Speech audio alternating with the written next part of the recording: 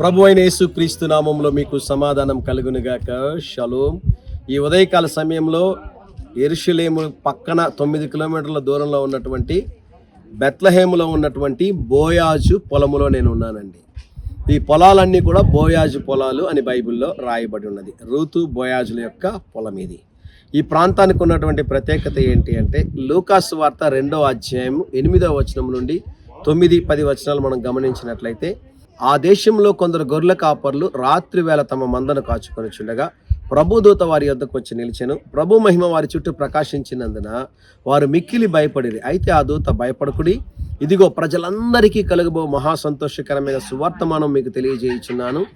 దావీదు పట్టణమందు మీరు రక్షకుడు మీ కొరకు పుట్టి ఉన్నాడు అని గాబ్రియేలు దేవదూత గొర్రెలకి ప్రకటించినటువంటి స్థలంలో నిలబడుకొని ఉన్నాను. ఒకసారి చూడండి, ఈ ప్రాంతం అంతా కూడా దీన్ని షెపర్డ్ ఫీల్డ్ అంటారనమాట. ఈ ప్రాంతంలోనే మరి గొర్రెల కాపలు రాత్రివేళ తమ మందను కాచుకొని చుండగా దేవుని దూత వారికి కనిపించి ఈ శుభవార్తను తెలియజేశాడు.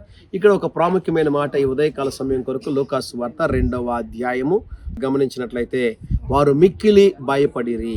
ఈ ఉదయకాల సమయంలో మీరు భయపడి ఉంటే దేవుడు మీతో మాట్లాడుతూ ఉన్నాడు. భయపడకుడి, ప్రజలందరికీ కలుగబో మహా సంతోషకరమైన సువార్తమానం మీకు తెలియజేయుచున్నాను. మీ కొరకు రక్షకుడు పుట్టి ఉన్నాడు. ఆయన పేరు ప్రభువైన యేసుక్రీస్తు వారు. యేసయ్య భూమి మీదకి రావడానికి గల కారణం ఏంటి అంటే, భయముతో ఉన్నటువంటి మనల్ని విడిపించడానికి, భయాన్ని తొలగించడానికి, మనకి రక్షణను అనుగ్రహించడానికి, అభయమును అనుగ్రహించడానికి యేసుప్రభు వారు తిరిగి వచ్చినారు.